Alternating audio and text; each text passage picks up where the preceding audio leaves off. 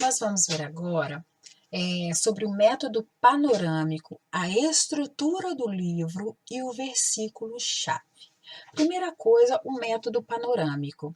O método panorâmico, e vocês vão gravar isso com o tempo, pode ficar tranquilo, eu vou repetir em todas as aulas. O método panorâmico vai nos falar qual que é a ideia central do livro e qual é a razão principal, o motivo pelo qual o livro foi escrito. A gente já vem estudando até agora, já dá para ter uma noção do que é a ideia central, do que é qual é a razão principal. Então, eu acho que vocês já têm aí uma noção, eu acho que vocês já até sabem o que é, qual que é a resposta, tá? Então, vamos pensar aqui na ideia central. Ideia central é o que o autor está querendo, está dizendo, qual que é a mensagem desse livro. Qual é a mensagem desse livro? O que o autor está dizendo? Está apresentando Jesus. Como ele está apresentando Jesus? Então, essa é a ideia central. Ó. A ideia central que o autor está apresentando Jesus, ele está dizendo o seguinte: Jesus é o Rei perfeito. Ele é o Rei perfeito. Ele veio e instaurou o seu reino.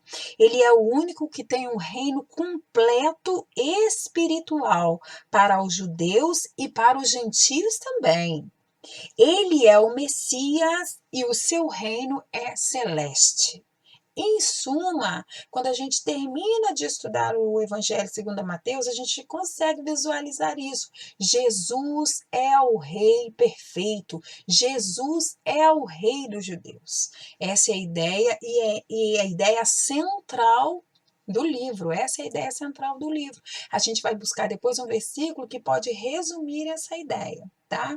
Então, e é o que a gente chama de versículo-chave. Essa é a ideia central do livro. Agora, a razão principal é por que ele escreveu esse livro? Por que ele escreveu? A razão dele ter escrito esse livro. Né? Então, Mateus quer provar, ele tem um objetivo, é uma defesa, esse livro é uma defesa. Ele quer provar que Jesus é o Messias dos judeus. O Jesus histórico que eles ouviram falar, que o Jesus prometido, né? O Jesus que eles esperavam, é o Messias de Deus. E Mateus vai escrever 60 citações do Antigo Testamento nesse livro nesse livro de Mateus. Ele vai escrever 60 citações do Antigo Testamento para linkar Jesus ao Antigo Testamento, para provar que Jesus é o Filho de Deus. Tá? Então, a razão principal, ele quer provar, ele quer deixar isso bem claro para os judeus, que Jesus é o Filho de Deus. E os judeus estavam vivendo um clima de tensão, muitos judeus estavam muitos cristãos que tinham se convertido estavam voltando para o judaísmo. E Mateus, então, escreve esse livro, ele quer defender o cristianismo, ele quer provar que Jesus é o Filho de Deus e ele é o Messias, o Rei esperado pelos judeus, tá? Versículo-chave. Versículo-chave, o que você acha que tem que ter? Qual palavra você acha que tem que ter no versículo-chave? Pensando na ideia central do livro, pensando na razão principal, qual palavra você acha que não pode faltar? Eu sempre pergunto isso para os alunos em sala de aula e eles me respondem, só que vocês não podem me responder.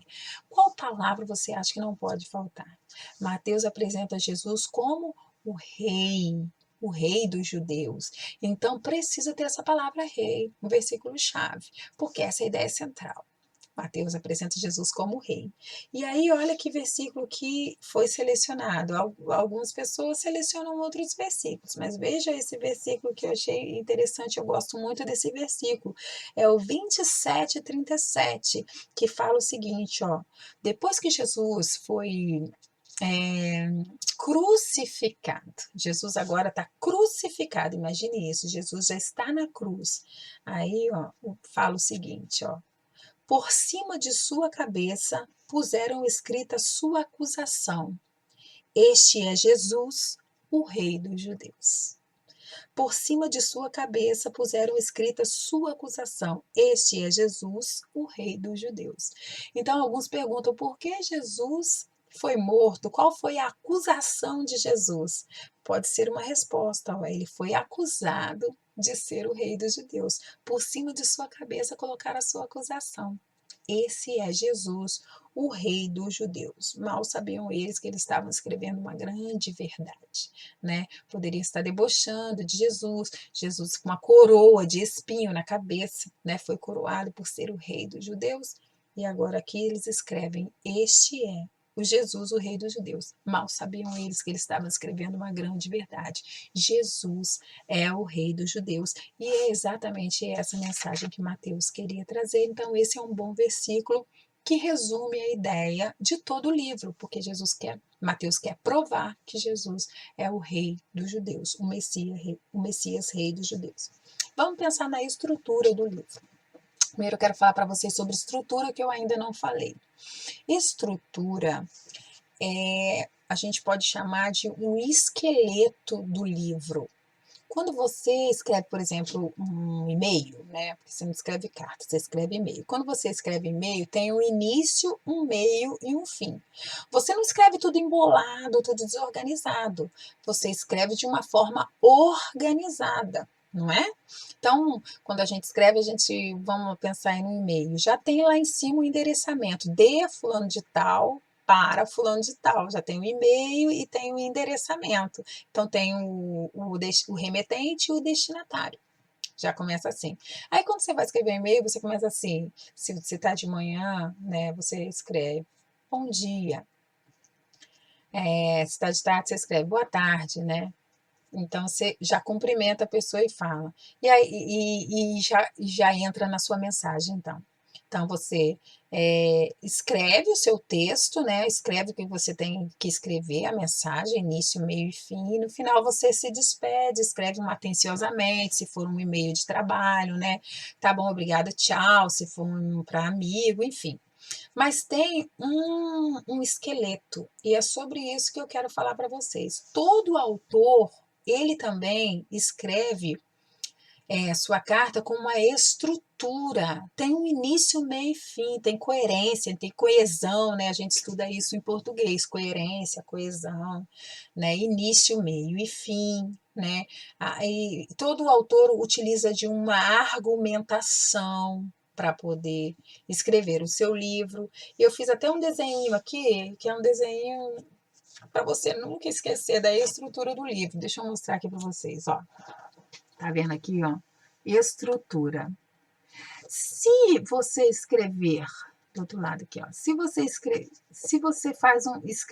e você não tem um esqueleto, se não tem um montinho de osso, olha o corpo como fica, ó, igual uma ameba, tá vendo? O texto é um corpo, ó. Aí fica igual uma ameba. Por quê? Porque não tem osso, né? Não tem, como que a gente fala? É a coluna vertebral, é invertebrado, olha. Agora, o livro, ele é organizado, ó, ele tem as partes, ó, ele tem o ossinho, tá vendo lá, o esqueleto, ó, aí, ó, essa ameba aqui, quando você coloca dentro do esqueleto, fica assim, ó, toma forma, entendeu? Então, todo livro tem uma forma, todo livro tem uma forma, tá, gente? De Gênesis a Apocalipse. É legal quando você tem muito tempo que você consegue descobrir as partes do livro. Então, fica bem legal quando você consegue descobrir essas partes, tá? E o livro de Mateus tem, todos os livros têm, a gente vai fazer isso dos 27 livros, o livro de Mateus tem, e a gente vai achar essa estrutura. Eu vou dar essa estrutura para vocês porque não dá tempo da gente fazer junto, né? Não dá tempo. Nem em sala de aula nunca deu tempo de fazer junto, tá? Porque realmente gasta tempo. Mas eu vou dar pronto para vocês da forma que eu fiz. Vocês podem melhorar, vocês podem fazer do jeito de vocês podem discordar, onde tem uma divisão ali, onde eu coloco, sei lá, um ossinho, você tira e põe o ossinho mais embaixo, se você achar que está desproporcional, que não está certo, entendeu? Mas aí você, no seu estudo, você descobre a sua estrutura, isso é bem legal. Eu vou mostrar a estrutura que eu descobri fazendo com a observação, interpretação, aplicação pelo método indutivo, tá? E aí, gente, mas antes de eu mostrar a estrutura, eu queria mostrar para vocês um argumento que Mateus usa. Ele usa um argumento começando com chavões, com alguns chavões, que é uma ideia que encerra um assunto. Ele dá essa ideia de estar encerrando um assunto, é como se fosse um resumo. Ele faz isso 5 vezes no livro dele, tá? No 7:28, ele fala assim: quando Jesus acabou de proferir essas palavras, e aí ele começa a falar uma outra coisa. Ele dá a ideia de que encerrou um assunto, e então, quando Jesus acabou de proferir essas palavras, ele fez tal outra coisa, ou ele foi para tal lugar. Dá essa ideia de encerrou um assunto e começou outro, e isso nos ajuda em relação à estrutura. No 11:1, ele fala assim, ó, tendo acabado Jesus de dar esta instrução aos 12, aí Jesus faz uma outra coisa.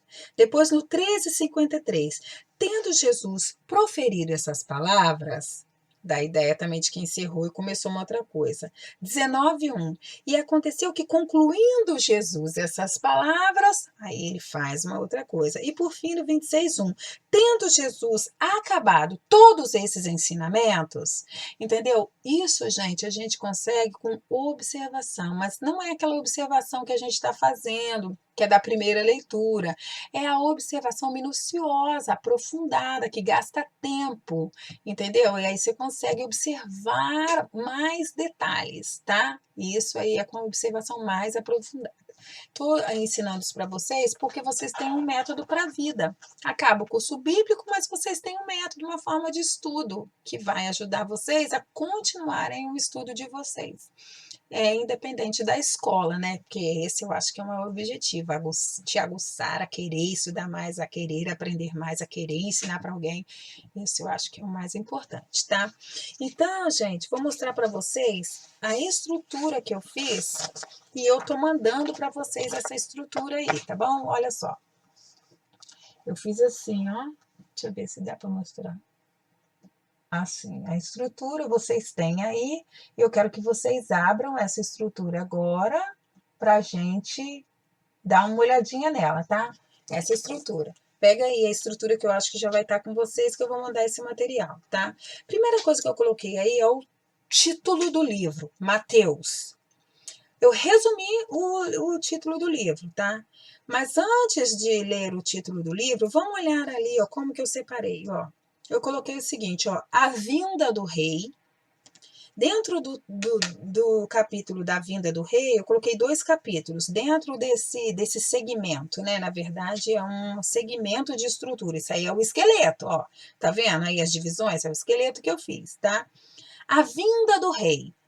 Jesus vindo, Jesus chegou na terra, tá? Então eu coloquei a vinda do rei. Como que isso aconteceu? Capítulo 1, a genealogia e o nascimento. Capítulo 2, os magos e a fuga para o Egito. Coloquei dentro de a chegada de Jesus aqui, a vinda do rei. Aí depois, ó, a preparação do rei, tá? Aí eu separei desta forma aí, ó. Capítulo 3, João Batista, que é o precursor. O batismo de Jesus, ele se preparando, batismo, e a sua tentação. Jesus sendo batizado e sendo tentado é preparação. A gente vai ver isso no próximo vídeo. O batismo e a tentação foi preparação para o ministério de Jesus, tá? Aí depois a gente vai ver, ó, a ideologia do reino ou a plataforma do reino. Como que esse reino funciona, tá?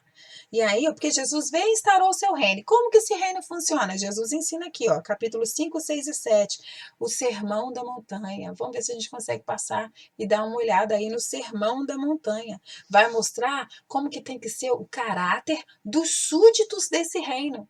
Olha que interessante, tá? Aí depois, ó, a expansão do reino, o crescimento desse reino. Ele chegou, ele instaurou, ele se preparou, né? Ele mostrou qual é a ideologia e agora, ó, ele expande o seu reino. Jesus expande seu reino. Como que ele expande o seu reino? Vamos lá. Capítulo 8 e 9. Poder do rei, os milagres. Jesus começa a fazer milagres aqui. O milagre é para a expansão do seu reino, tá? Os 12, ele chama discípulos para estar com ele, para treinar e envia esses discípulos. Isso é a expansão do reino. Você chamar, olha só a aplicação aí, ó, chamar pessoas para trabalhar com você, para expandir a sua ideia é expansão. né? Então, expansão do reino. Aí depois, ó, capítulo 11, capítulo 12, ó, discursos de Jesus. Jesus começa a discursar, a gente vai ver sobre isso depois. Capítulo 13, parábolas, ó, é ensino, tá? Capítulo 14 e 15, Jesus cuidando da multidão. Olha como que ele expande o reino dele aí. Tá vendo que legal, ó?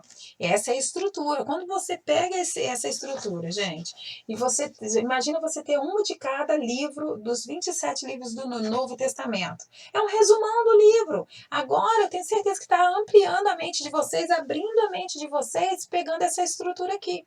Entendeu? Então, ó, é um resumão do livro. Você ter 27 desse é uma benção. É isso que você vai ter no final da sua escola. Então, você não pode perder. Não desista de estudar a palavra, porque você vai ter um resumo de cada livro da Bíblia, dos 27 do Novo Testamento. Depois você pode até fazer um resumo assim do Antigo Testamento também, se você não tiver, tá?